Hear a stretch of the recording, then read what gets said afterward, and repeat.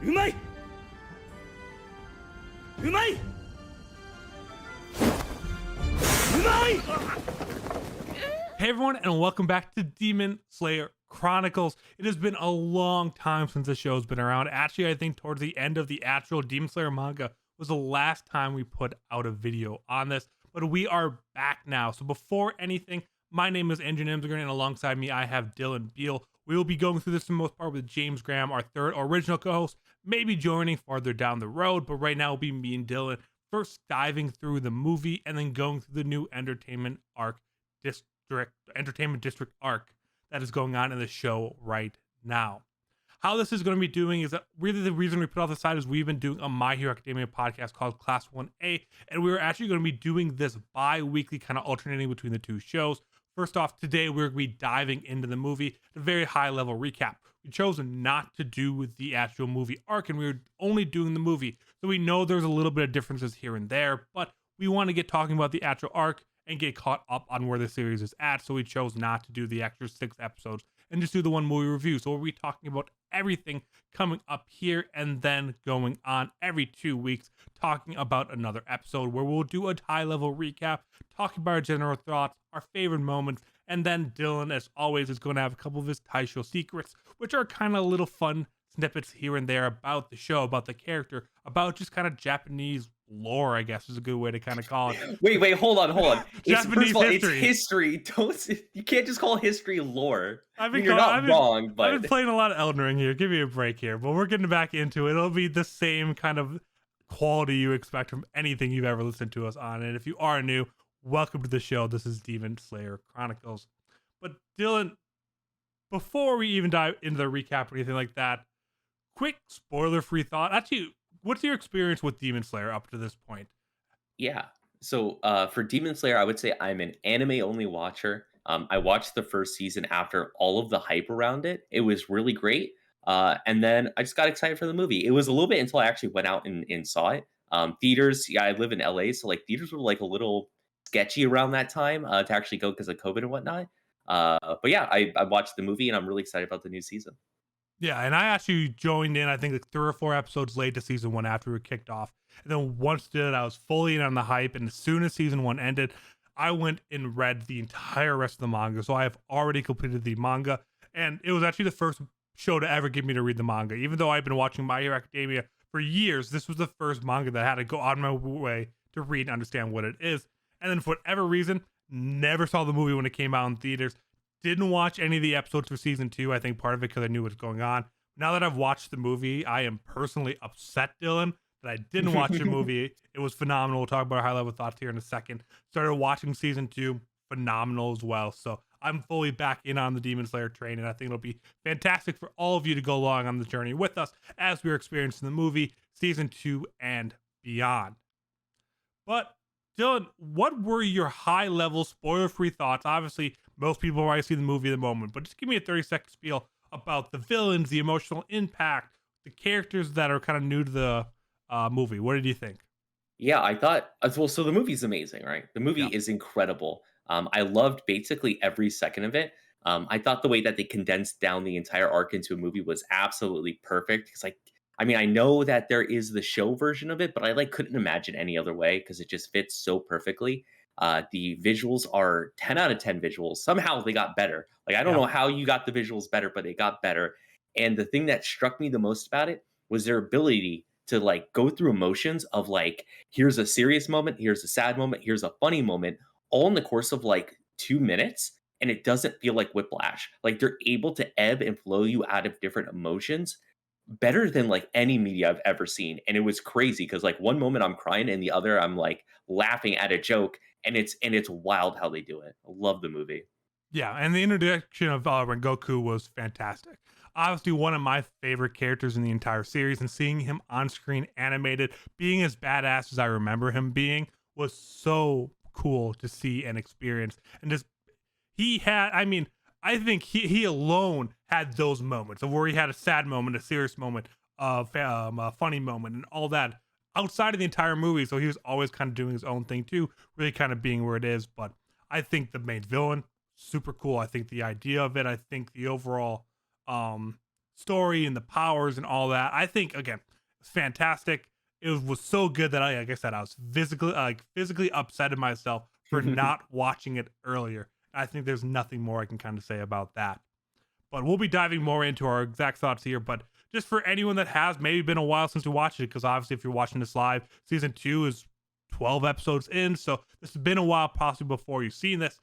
But this is going to be a spoiler recap. I'm going to be doing it very high level, so I don't even know how much I will spoil, but I'm going to dive into that right now. The movie starts off with the Core 3 almost missing the train, but then getting on and meeting up with the Hashira Rengoku, who we are kind of meeting for the first time. We saw him earlier on in the series, but this is the first time we're getting a chance with him, as there have been rumors that over 40 people have been eating on the Mugen Train.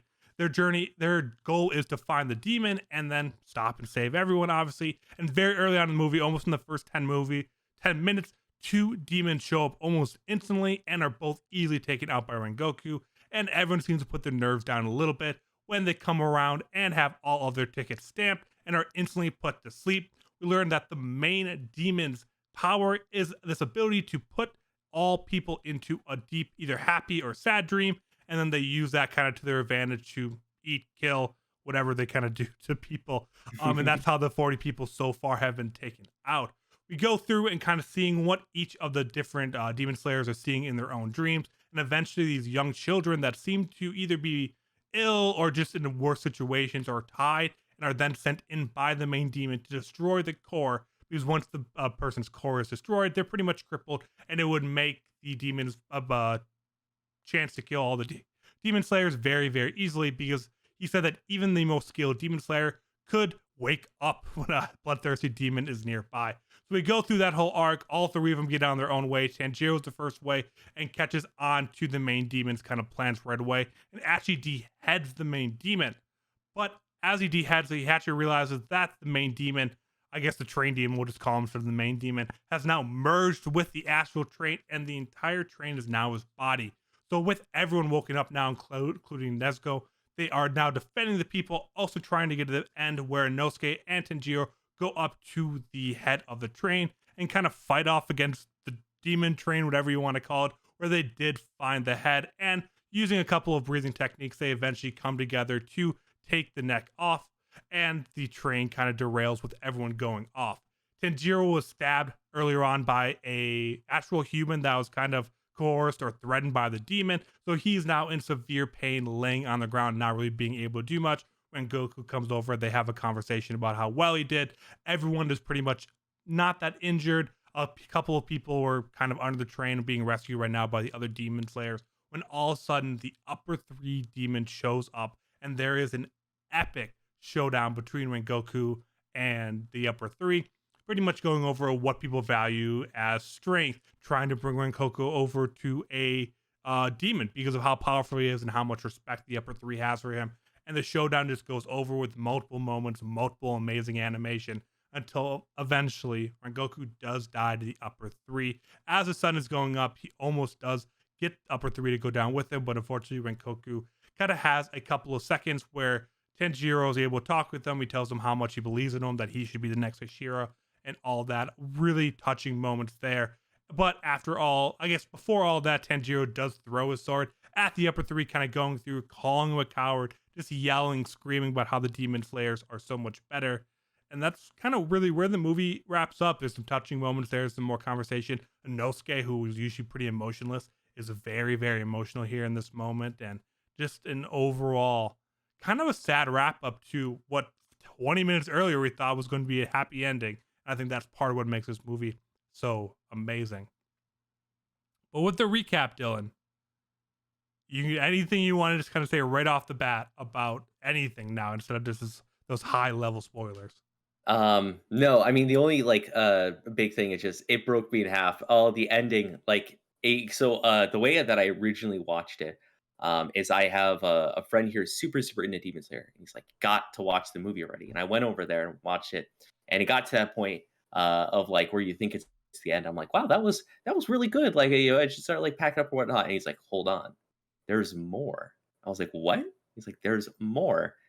And then the next 20 minutes just like it like broke me in half of like I don't know. It sounds cheesy, but like this is how good anime can be. Yeah. This really is how good anime can be, and I just love it so much. I think even though the first hour and a half was amazing, the last 20 minutes overshadows the rest of the movie by far. Oh yeah. Not only seeing, I mean, it's the big conversation of the entire series, demon versus human, who's more powerful, who can come out of it. Having that conversation, seeing Rengoku kind of going through his own emotions, fighting through it literally on the verge of death, trying to hold the demon down until the sun comes up so they can do it, even though he's going to die at that point. I mean, I think the animation there is what animation can be. I think the story and emotion is what anime can be there. I think it really highlights the best of what anime can be in a 20-minute segment, which is incredibly hard to do. And that's after the twist of you already watching an entire movie before that. You already get to experience the highs of everything, think it's good, and then go back on that roller coaster again, thinking, oh, Rengoku's going to win this. Like, it's going to end with a happy ending. And when it doesn't, is another reason why I love Demon Slayer.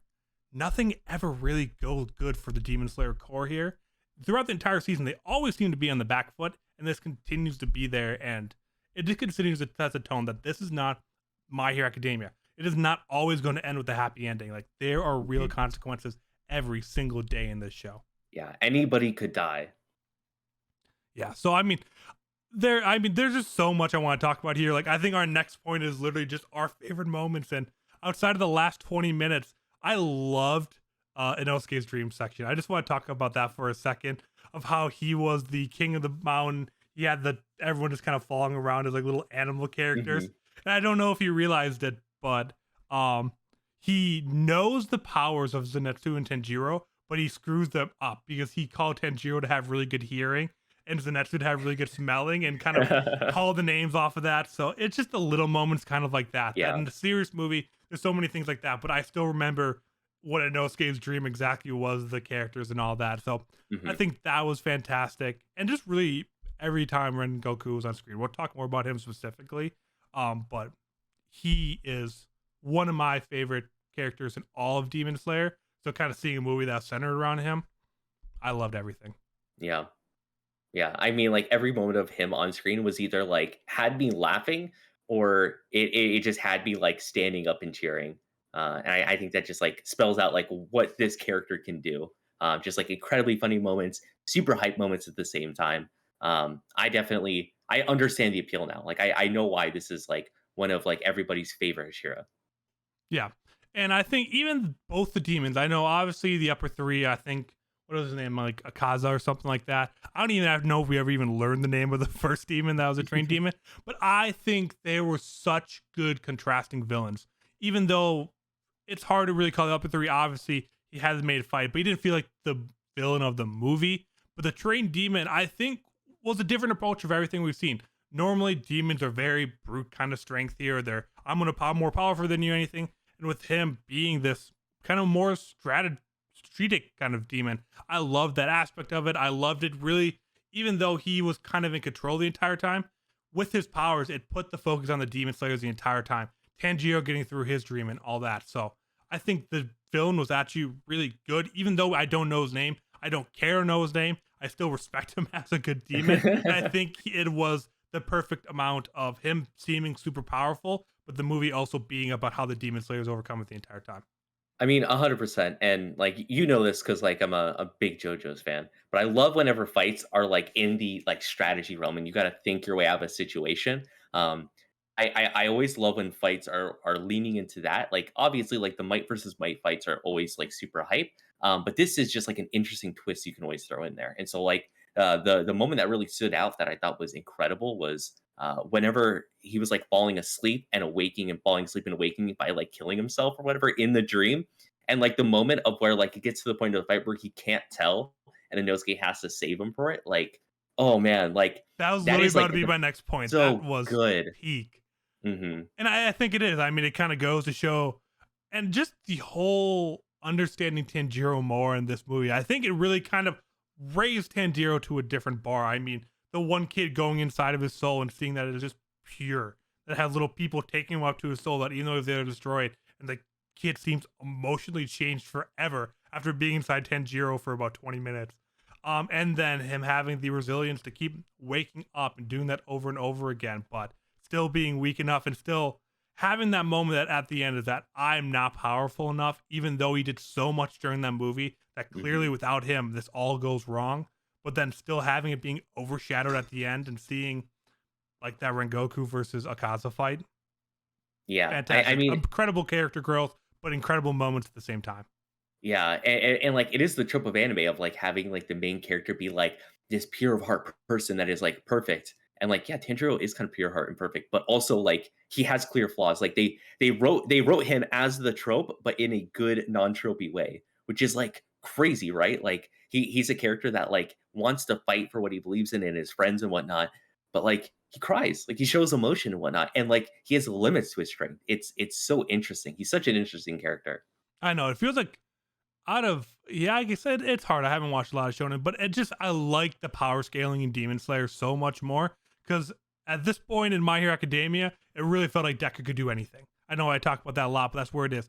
But here, he there was nothing he could have done there. In a way, Deku would have found a way to win in My Hero Academia, but in Demon Slayer, it's like no, the power gaps in the show are so big and so clear. Just I mean, they showed it just by pure movement too, but even some of the demon arts and all that too. It just shows how far he has to go, which is exciting for me because now I get to keep seeing him grow time by time, more training arcs, more smaller demons and all that, but also seeing the high tier combat and you being able to notice the difference in the same movie. I think all of it was great. Mhm. Yeah, absolutely. But I guess I want to spend a little bit of time talking about Rengoku. Obviously, we both seem to love him. I think that's pretty much on there, but did he die too soon? I mean, do I? It's so hard without you knowing any of the story, but I know the rest of the story. Mhm. You don't. Yeah. Do you feel like him being in the show going forward, him finding a way to barely survive and maybe being a mentor figure would have been better than him passing away? Do you think his short story in the series, which is probably 20 chapters here or a 2 hour movie, was all you need to monetize him as a fantastic character forever? Or what do you kind of feel about him passing away in the same movie he's introduced?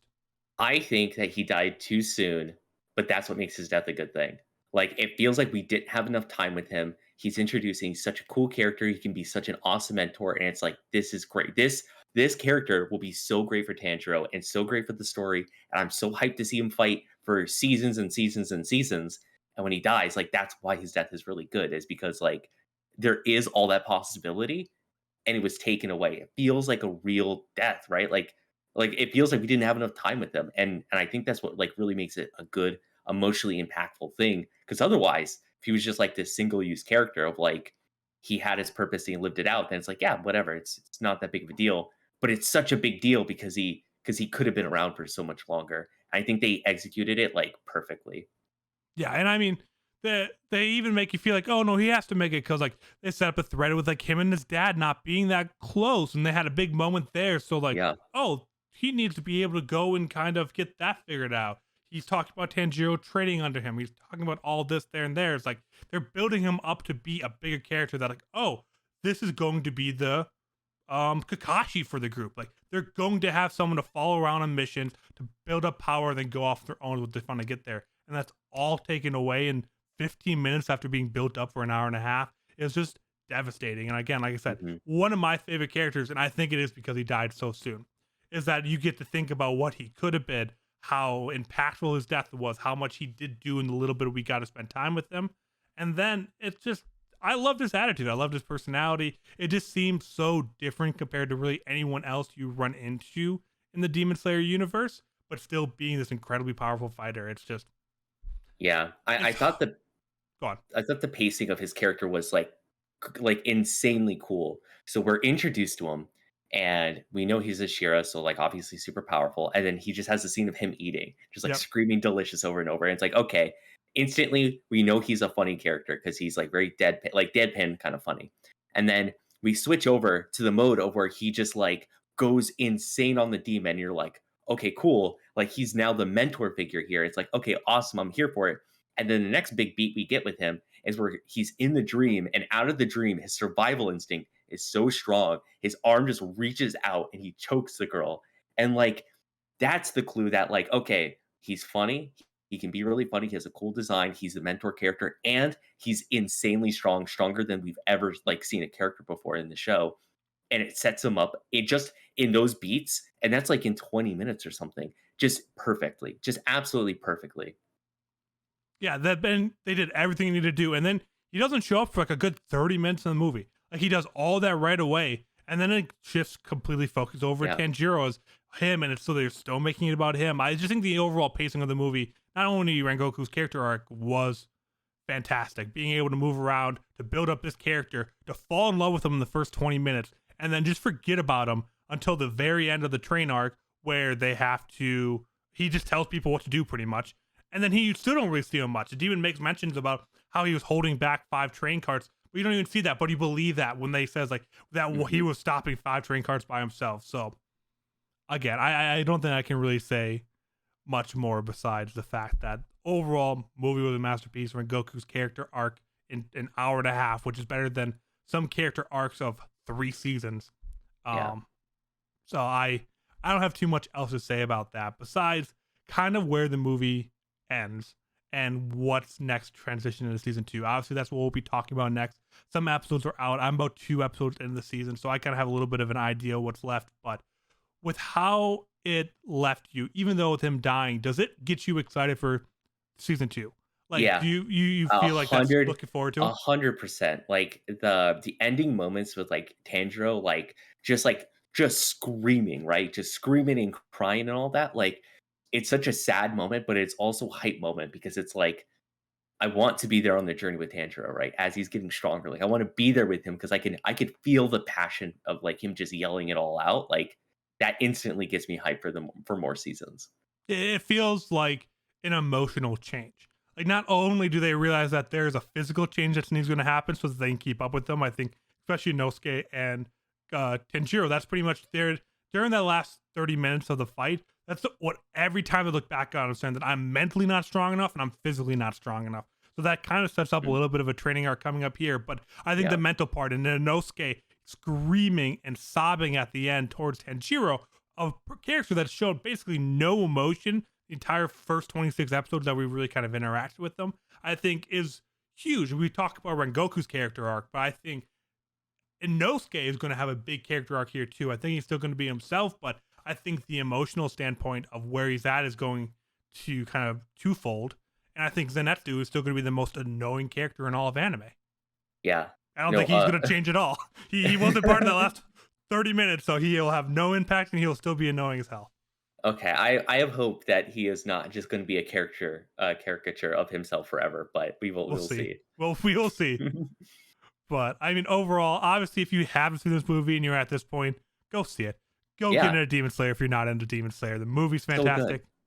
Watch the arc if you want to kind of flush it out. I remember watching the first couple episodes of the arc. I think I watched the first 2. The first one, if you wanted to watch like the first episode of the arc, it's all about Rengoku before he actually gets on the train, how he gets all the different food. It's kind of a fun fillerish episode, and then it goes in the movie. I think there's a couple extra scenes kind of throughout the movie, but I'd watch if you really want to get the most out of it. Watch the first episode of the arc, watch the movie, and then go straight into Districts 2. You kind of get the fun, more moments with Rengoku, which me, I loved. A lot of people didn't, but for me, being such an impactful character. Otherwise, just watch the movie, jump into season 2, and continue to love Demon Slayers because I'm 3 episodes in, and I can already tell you, it already feels at what the peak of season 1 is. I'm already getting that 2-3 episodes into the next season, so it Ooh. only gets better from here. And I think it's a 26 episode season again, so it goes. Yeah. I'm excited that we're going to be able to cover it, all of them. Yeah, so I know, Dylan, you have Taisho Secrets coming up in a second, but this will be bi-weekly, so we will not be recording episode 1 next week. It'll be the following week, and then so on. Trying to catch up. Hopefully James might join at some point, but we will be doing this. We will be back with episode 1, but before we wrap up the episode, Dylan is going to be going into some Taisho Secrets. Yeah. So here's a Taisho Secrets 2, because this is a movie and because this is our big jump back in to doing this podcast. I actually had 2. One, because I feel like it would be a disservice to not say this one about just how much money this movie made and how well it did at the box office. True. So it grossed $503 million worldwide. That's insane. It was like the highest grossing film of 2020, and it was the first time a non-Hollywood production topped the annual box office. Wow. So huge movie. Not only that, it's the highest grossing anime and Japanese film of all time. Like this movie, it did insane numbers. I think the reason why was like a couple. One is because there's such an insane hyper right now around Demon Slayer. People love it. People want to see it. Also, when it came out, it was one of the few movies that was actually out because it was in 2020, like peak of COVID. One of the only movies that was new and exciting during that time. And at that point, people just wanted to get out and do anything. Yeah. And this movie kind of is a standalone. Like it can fit as a standalone. You don't really need to watch the show to get into it. And so it was such an easy thing for anyone who kind of wanted to watch something interesting to just go out and watch it. So I think it had a lot of different factors on why it did so well, but yeah, what is did insane numbers, and because of those numbers, I think we can be pretty confident that the budget going forward in the show is going to be a Oh yeah. non-issue. I don't think it was before the movie, honestly, but I think that Yeah. solidified it. And the second Taisho secret, we're gonna start talking about trains. I got some train facts for Oh everyone. God. So it's called a Taisho secret because the era that this is in is the Taisho era. So if you want to think about what year does this series take place, it's about 1915-ish. Could be a little bit earlier, could be a little bit later, but it's about 1915-ish. It's a good number to remember. So in the early 1900s, there was the Japanese Russo War. And during that time, they did a lot of troop transportation with trains. But they were really slow. There was a lot of delays. People were actually really upset because of it. It was like kind of embarrassing for Japan that their trains sucked so much. So what they did in 1906 was they went to the big five railway companies and they were like, "Hey, I know you're private businesses, but we want to nationalize the trains." And they went, "Yeah, that's a great idea. Let's do it." And they nationalized the train system there. Then in 1910, they passed the Light Railways Act, they were able to make like cheaper railways now with smaller gauges. So basically, what that means is they can now go out into like rural areas, and so now more people had access to trains. So it's a national system; more people can use it, and that is why like this is like a perfect time to have a movie about them going on a train. Is because like this point in time period is when trains to like more common areas was starting to really sprout up. Like obviously you had the big city to big city trains, but now you had the branching systems of them going into like more rural areas so that more common people can just like use trains. Like it's no longer this big luxury thing or like big industry thing that is a lot more expensive. It's more affordable. You can actually have access to it. And then this might be in a couple years after when this movie takes place or a couple years before, just because we don't know the exact year. But in 1914 is when they opened Tokyo Station, one Hmm. of the biggest train stations in Tokyo. Well, like the biggest one in Tokyo, but it's Tokyo Train Station, very famous. So trains really, really important in this time period. I'm going to have a lot of facts like this going forward, I think, because this is kind of like not the industrial revolution, but like this is like a big like revolution in industry in Japan of like a lot of new things coming around. Steam powered trains are coming around. A lot of connectedness all throughout like other countries like Europe and other parts of Asia and North America are really happening at this time. So a lot of interesting things are going on. Yeah, And that trains does are get just one of them. that will get touched on more in season 2, just kind of knowing of where they go. So that is definitely a big part of the series. You even see that every time someone goes into character, or Inosuke has no idea what the train is, and I think Zenitsu hadn't really seen one before either. So Mhm. it is super cool kind of seeing that's just always being kind of like the B plot of characters interacting with new things that they've never seen before. I always love to see as well. So I love the Yeah. facts, and I think it's a super cool time to have something there, because not only is it the feudal demons versus swordsmen, but it's also trains and electricity being introduced and stuff kind of like that. So it's a really cool thing. But I think that's going to be all for this week's episode of Demon Slayer Chronicles. It's so good to be back. So happy to talk through this movie, and I cannot wait to be diving into everything season 2 has in store for us. Thank you all so much for listening. Make sure to hit us up on youtube.com/class1a or twitter.com/class1apod to stay up to date with everything we're doing, My Hero Academia, Demon Slayer related, or whatever else we put out there. That is going to be your source for all the news and updates. But we will see you all in 2 weeks. Otherwise, make sure to check out the Class 1A podcast next Saturday. See you all then.